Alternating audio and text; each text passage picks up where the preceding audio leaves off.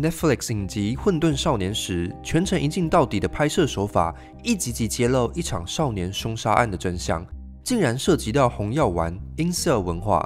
Netflix 上映3周就有近破亿的观看，引发社会关注。英国首相甚至要求要在全国学校放映。目前中文 YouTube 圈还没有完整介绍红药丸主题的影片，台湾书市上也没有这方面的书籍。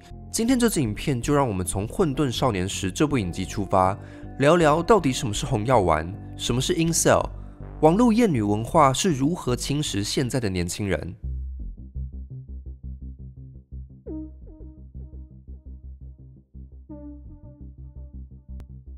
故事一开始，我们看到警察一大早出发逮捕一位13岁的青少年 Jamie， 他犯下的罪名是谋杀。家长认为一定是搞错人了，一个13岁的青年怎么可能杀人呢？直到进警局侦讯时，监视器画面揭露了 Jamie 刺杀女同学 Katie 的画面。此时父亲的疑问就不再是谁杀了人，而是为什么杀人。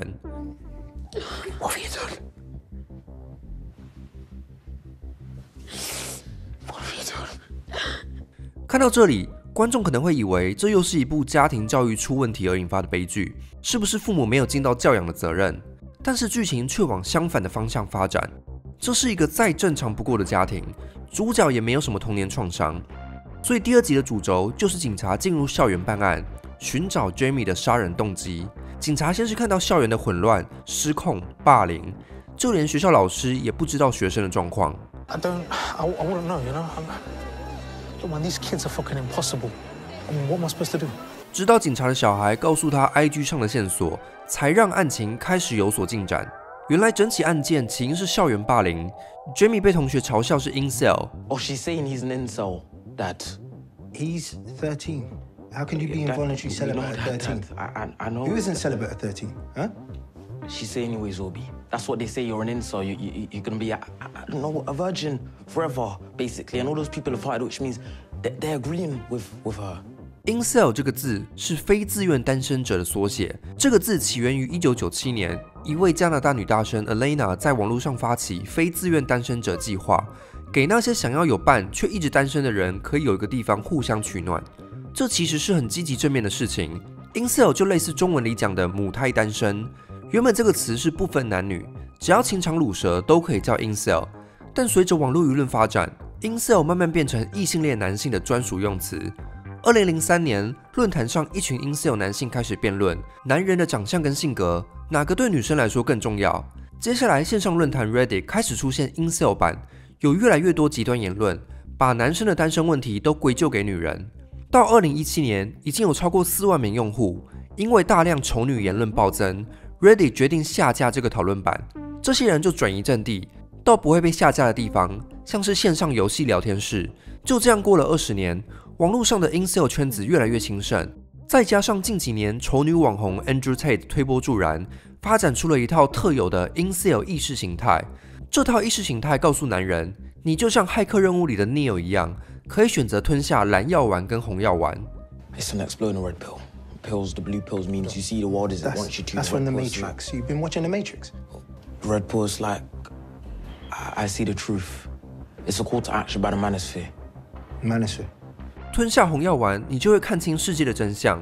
这个真相是什么呢？社会表面上说我们活在父权社会，但其实本质上是一个阶层分明的外貌等级制。长得最帅的男生在阶级最上层，被称为阿法男或是 Chad。长得一般的男生隶属于中间阶级，被称为贝塔男或是普男；长得丑的男生隶属于底层阶级，也就是没人要的 Incel。男人天生的基因决定了他受欢迎的程度。这个外貌等级制是怎么出现的呢？红药丸会告诉你，是女人的天性打造了这个外貌阶层。因为女人本质上就是慕强择偶，寻找对象时会倾向找比自己等级更高的男人，这是刻在女人 DNA 里的生物本能，只想找行情好的帅哥阿法男。Because the selection pressure that women placed on men developed the entire species. Now, there's 2 things that happened as far as I could tell. The men competed for competence, let's say. So the male hierarchy is a mechanism that pushes the best men to the top, virtually by definition. And then the effect of that is multiplied by the fact that women who are hypergamous peel from the top. And so that the males who are the most competent are much more likely to leave offspring. 因为现代社会中女人掌控了挑选配偶的权利，所以是女人的慕强择偶，导致底层男人单身一辈子。这些单身男人是受害者，女人才是掌权者，这就导出洪耀丸最喜欢说的80-20法则。The 80 to 20 rule. Adam, listen. My brain can't take all this. I don't know what you're talking about. Just break it down. 80% of women are attracted to 20% of men. Woman, you must trick them because you'll never get them in a normal way. 80%的女人只被20%的男人吸引，这个理论在incel圈子广传。但是这个说法有什么根据呢？他们最喜欢引用的证据就是交友软体的统计数字。So if you look at just this graph, to get the same level of attention a 2 or 3 out of 10 woman gets, you have to be a 10 out of 10 male yourself. If this is your only knowledge, your only source of information on what the world is like, then that's your view of reality. 只有少数男生可以获得女生的配对。当女生都去找20%的阿法男，结果就会出现80%的剩男。在交友软体上，一个女生都配对不到。这些在交友软体上的数字可能是真的。网络上的确有不少人实验过，长相一般的男生在交友软体上多吃亏。但这不代表80-20法则就是对的，因为交友软体并不能反映现实。例如在Tinder上，只有25%的用户是女性，也就是说有更多女性偏好在现实生活中认识人，而不是用交友软体。如果20-80法则是正确的，那现实生活中我们应该只会看到帅哥有另一半，这明显跟现实不符。事实上，交友软体不仅无法反映现实，还会扭曲现实。因为交友软体的设计是让用户看照片配对，配对成功后才有进一步的对话，这等于是鼓励用户用肤浅的眼光来寻找对象，不能得知对方的个性，相处起来的感觉。洪耀丸就是利用男性在交友软体上挫败的真实感受，来兜售他们的偏激思想。因为incel族群本来就不善于社交，缺乏跟女性相处的经验，都是在家滑交友软体，所以只能凭着自己的幻想去推断，洪耀丸理论一定是对的，女人都很肤浅，所以我才没人要。但是仔细思考就会发现，这些说法经不起考验，因为所谓的外貌等级制本身就是男生视角的单一审美观，标准完全是根据男性崇尚的阳刚气质，而不是从女性的观点出发。事实上，人类学研究早就指出，男人跟女人的择偶条件时常不一样。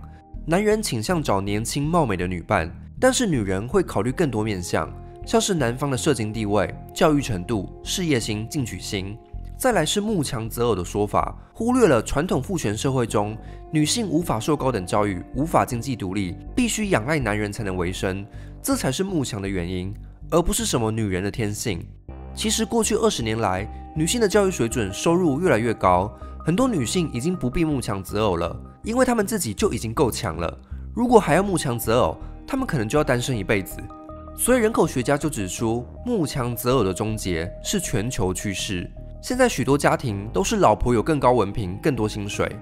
日本社会学家上野千鹤子则认为，某些男人喜欢假设女人只看外表、财富，因为这样就可以把情场上的失败都归咎给女人，而不需要去改进自己的幽默感、性格、社交能力、对女性的尊重。更关键的是，会相信80-20法则的男生，其实正是因为他们自己只看得到顶层20%的美女，把其他80%的女生都当成不存在。对这些人来说，丑女根本不是人，而是恐龙。只要把性别对调一下，改成说80%的男人都被20%的女人吸引，就会发现社会其实一样无视不好看的女人。女人只有成为男人欲望的对象时才会被看见，但你不会看到女生就因此怀恨说都是男人的错，我们要去攻击男人。所以我们就必须要进一步问，为什么有些男人会诉诸暴力去攻击女人？ incel 是如何从网络上的愤怒变成现实中的暴力？这是目前社会学者、心理学者在研究的热门议题，也是《混沌少年时》第3集的主轴。Jamie, if you do not sit, look, I fucking want to sit down. You do not tell me when to sit down. You do not control what I fucking look at me now. You do not control what I do in my life. 在这里，我们看到了 Jamie 表达男性愤怒的方式。这种愤怒是怎么来的？在司法心理学家的细问之下，我们发现 Jamie 一开始是出于同侪压力，硬要找到一个女生约会。觉得自己长太丑，把不到妹，会被同学笑是 incel。根据80-20法则，作为丑男的 Jamie 位居权力的底层，所以他刻意找了一位比他更弱的女性，来增加约会成功的几率。Everyone was calling her slag, you know, or flat or whatever. So I thought when she was like that weak, she might like me. It's clever, don't you think? To ask her out when everyone else didn't like her. Her weakness made her more gettable, was your theory? 但是没想到 Jamie 被女方拒绝了，被拒绝的感受让他的愤怒感油然而生。She just laughed and said, "Oh, I'm not that desperate." She was, let's say, attacking you for presuming you could ask her out. It's your words. You think they're unfair? You think she's a bitch, right? 约不到女生就骂人家是婊子。这场对话凸显的一个问题是 ，Jamie 只是一个13岁的青年，没有性伴侣本来就很正常。但是当今的年轻人文化中，却会因为约不到妹子而被霸凌。这反映出红药丸的理论不只是流传于少数网络社群，而是已经渗透到欧美的青少年族群。越来越多人相信这套偏激的意识形态。红药丸的第一起暴力事件出现在2014年，美国加州的一位男子 Elliot Rodger 在网络上公开宣称自己是 incel， 在犯案前发出一封宣言 ：Tomorrow is the day of retribution.The day in which I will have my revenge against humanity, against all of you, every single spoiled, stuck-up, blonde I see inside there. 宣言发布后 ，Rodger 就在当地随机枪杀3男3女，造成10几人受伤。射杀完后 ，Rodger 就回到车里自杀。这场随机杀人案引发美国社会哗然。The gunman who methodically planned the attack.chronicled his descent into a deranged rage. How did this young man who seemed to have everything become a mass murderer? 为什么 incel 会上街杀人？仔细研究他在犯案前的宣言后，我们看到了这段话。All those girls that I've desired so much, they would have all rejected me and looked down upon me as an inferior man. If I ever made a sexual advance towards them, I hate all of you.I can't wait to give you exactly what you deserve. You forced me to suffer all my life, and now I'll make you all suffer. Rodger 相信白人才是最高等人种，才配得上白人女，但是他自己是白人跟亚裔混血，认为带有亚裔基因正是他交不到女友的原因。这种自卑感可能是为什么他杀害的3名男子都是亚裔。看到这里，你可能会以为这个人疯了吧？不，这个人不仅没有被视为疯子，还被 incel 社群封为圣人。他的133页犯案宣言在网络上疯传 ，incel 社群甚至为他发明新的用语 "going ER"， 意思是效仿他的方式去杀人。这可不是说说而已。2018年，一名25岁男子 Alec Minassian 在多伦多租借了一台箱型车，到市中心随机开车撞人，当场11人死亡。他在杀人前在脸书上留下讯息，说 incel 的反叛已经开始了，我们要推翻所有的帅哥跟正妹。向我们至高的绅士 Elliot Rodger 致意。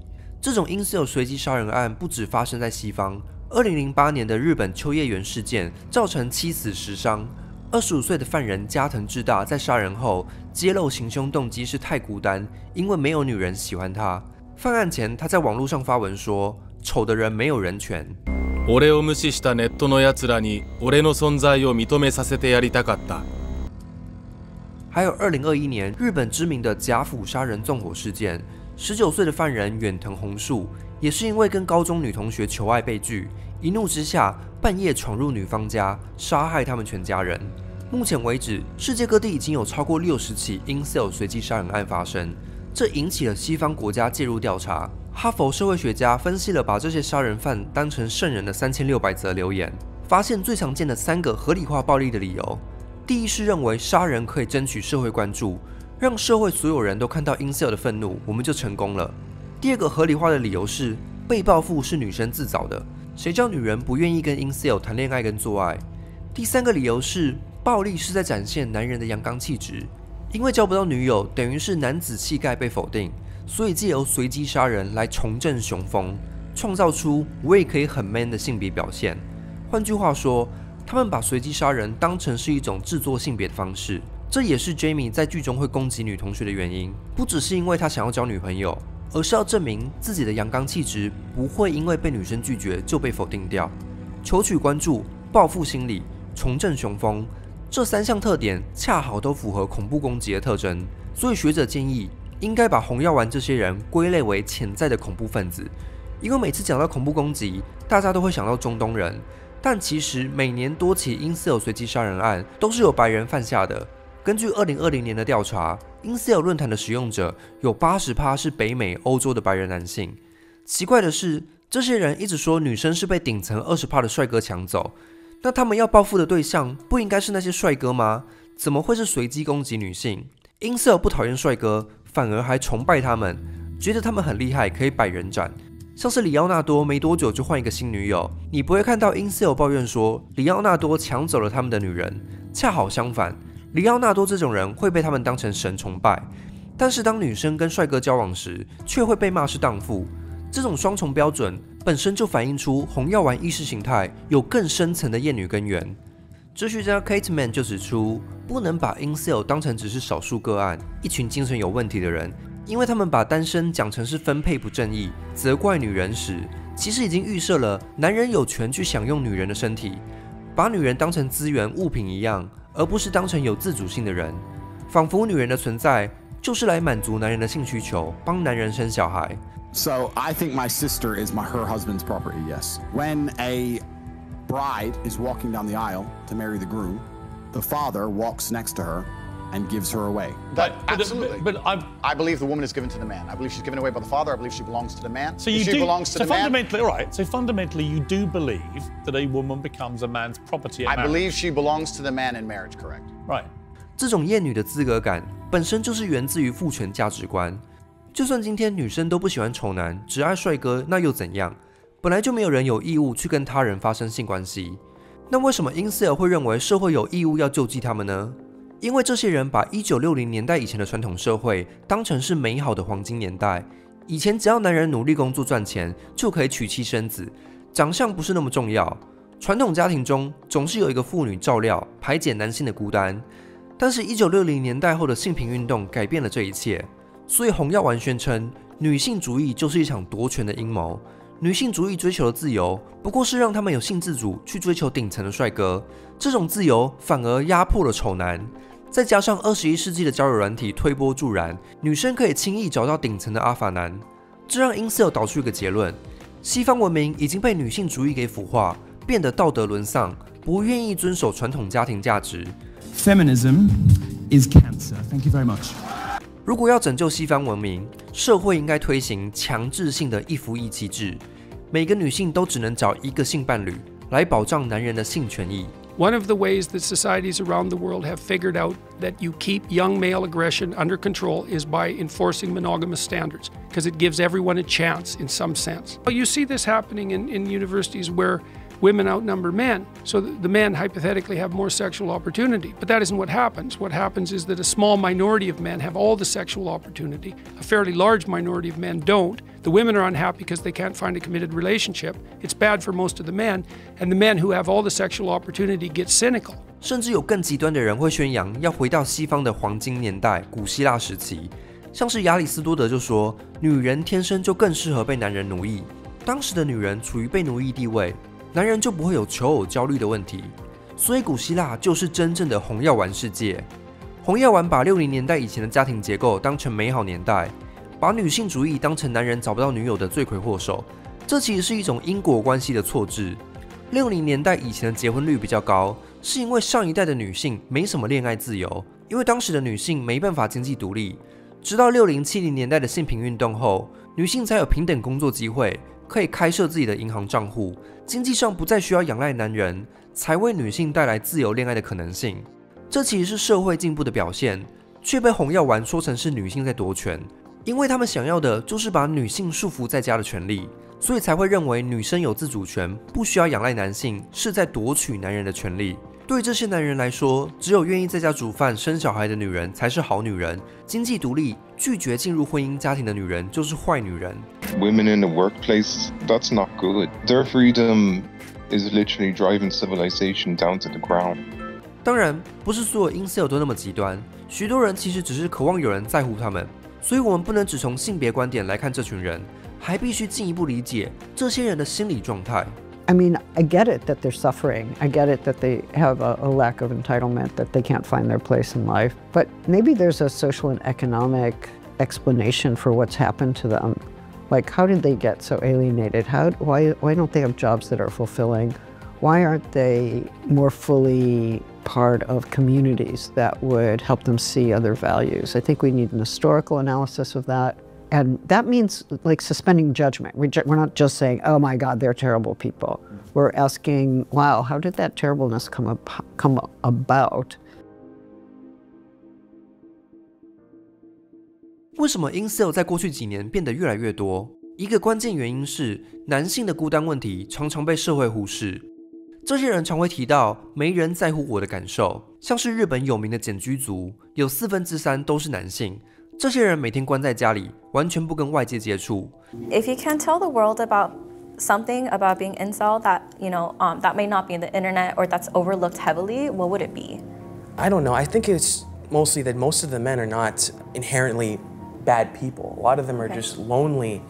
They just need some help. 这的确是一个严重的社会问题。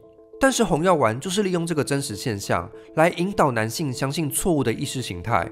说这一切都是女人的问题，是女性主义的错。事实上，当代男性的孤单问题可以追溯到几个原因。首先是，其实整个社会的人都变得比以前更孤单了。过去半个世纪以来，美国人独居的比例增加了2倍。过去10年来，美国年轻人1年内没有性生活的比例，不分男女都提升了。但如果这是整个社会都有的问题，为什么男生会觉得更孤单呢？因为父权文化并不鼓励男性表露自己的情绪，也不鼓励男生跟同性建立深厚的友爱关系。男生如果跟同性太过亲近，就会被笑是臭 gay； 如果讲出自己脆弱的一面，就会被笑不是男人。I have had a sexual partner before, but I've really struggled with expressing myself to anybody at all. 根据统计，有40%男性不愿意讨论自己的情绪、心理问题，只能在痛苦中自己挣扎硬撑，这导致许多男性心理压力过大。年轻男性的自杀率一直都比女性还要高。除此之外，还有经济层面的问题。研究红药丸的学者 Jacob Johansson 就指出，1980年代以来，社会越来越推崇新自由主义的攻击至上，把当今经济系统失灵的责任归咎给个人不努力。因为社经地位是重要择偶条件之一，许多职场上受挫的男性因此感到丧失自尊心，感觉自己没人要。许多人都是在外面找不到工作，选择躲进线上游戏的世界里。这些都是真实存在的问题，需要系统性的处理。但是红药丸的出现，让这些挫败的男性找到了一个宣泄的出口，告诉他们：你之所以孤单，理由很简单，都是女人的问题。男人加入红药丸后，发现许多人都有一样的求偶挫败经验，觉得被倾听，得到了社群感。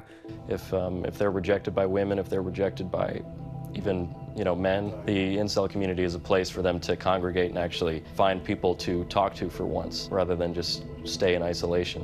兜售红药丸的男性网红宣称要让男人觉醒，但其实是让男性掉进一个更大的丑女幻觉来大赚一笔，向孤单的男性贩卖虚假的希望进行2次剥削，让自己的影片流量破100万，却让许多男性深陷一个更大的父权谎言中，认为只要拥有一个女人就成了人生胜利组，生活就不再孤单。这种父权价值观掩盖了真正的现实。现实是，就算你有女朋友，也不会因此解决你的人生问题。许多有另一半的男生依然感觉孤单，因为他们不懂得如何经营亲密关系，不懂得如何去爱人。如果男生带着丑女的意识形态还交到了女朋友，那女生才真的要倒大霉了。未来可能出现精神虐待、家暴，甚至情杀。在美国，每天平均2到3位女性被现任或是前任伴侣杀害。看到这里，你可能会觉得这些都是少数极端分子才会做的事情，我不需要关心。但是你怎么知道你身边的男性朋友、家中的男性亲戚没有在私下接触这些东西？就像创意私房网站被揭露前，全台湾的人也都不知道，原来有超过5000名会员在偷看虐童的性剥削影片。目前 TikTok 的演算法会把红药丸的内容推广给小孩，我们其实不知道现在的青少年都接触到了哪些讯息。那么家长可以怎么做，让小孩不会陷入红药丸的圈子？当今社会又应该如何面对这场危机？要对抗红药丸的有毒思想，第一个方式就是对症下药。心理学家发现，许多 incel 都有焦虑症、忧郁症、自杀倾向。这些负面念头其实是源自认知失调。Do you think girls are attracted to you? No, of course not. Why, of course not? Because I'm ugly. How does that make you feel? Aren't you supposed to say I'm not ugly? 相信红药丸的人，多数自信心不足，在交友时过度高估了外表的重要性，低估了幽默感、善意、忠诚的重要性。也就是说 ，incel 其实是一群认知失调的患者，是一群没有病识感的病人。他们不知道自己生病了，误以为自己长得不好看，人生就全毁了。To me, it's just accepting the genetic truth of being born inferior person. I think that every woman who encounters me on the street is inherently disgusted by me. I'm physically unattractive, I'm visibly autistic, and I have no experience speaking to females. 要改变这种认知失调，需要心理咨商的介入。社会需要提供更大的心理健康保护网，才能让青少年有一个出口发泄。我们别忘了 ，incel 这个字原本是由一位女性发明的，最早是希望创立一个可以让单身者互相支持、互相取暖的空间。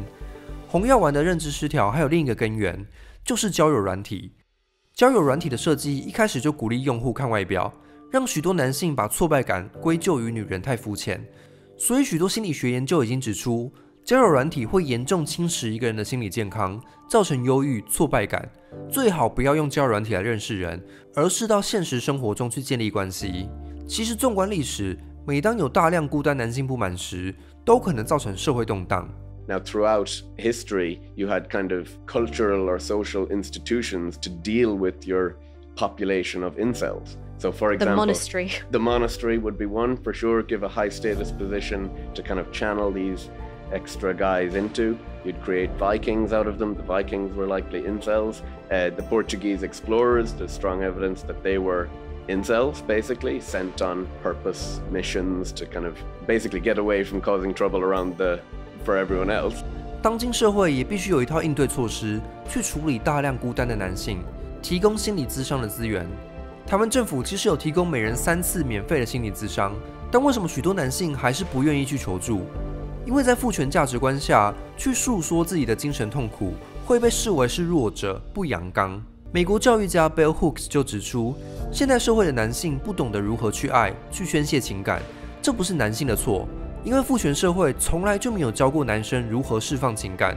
父权允许男性表达的情绪是愤怒，拿女人出气，把父权带来的伤害都说成是女人的错。但是对父权的认同，最终伤到的其实是男人自己。男人压抑自己的情绪，其实就是在否定自己的真相。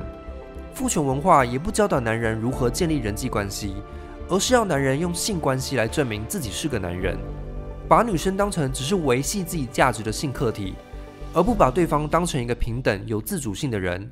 所以当女生行使拒绝的自由时，红药丸男就会暴跳如雷。在不同文化中，其实一直都有不同方式来处理男性的挫败感。在白人文化中，教会在历史上扮演着给予男性释放情绪的机构，受挫的男性可以透过集体信仰的力量得到疗愈。在美国黑人社群中，有一种源自非洲祖鲁人的传统，叫做治愈圆圈。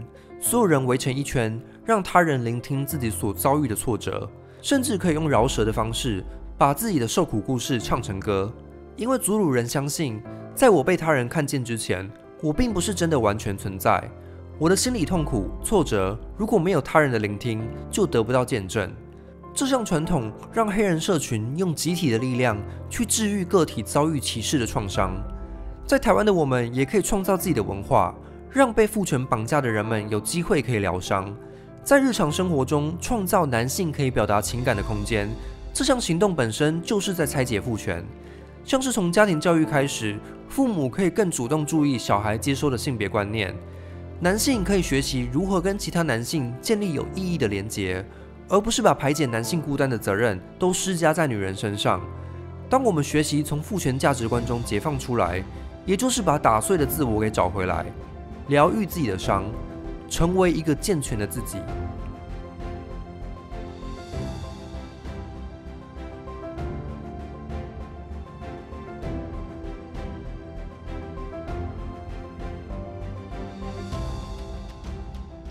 留言加分享本集的影片贴文，就有机会抽上野千鹤子的《艳女》一本。本集影片由频道会员赞助播出，也欢迎您使用超级感谢或是加入频道会员，就可以观看更多会员专属影片。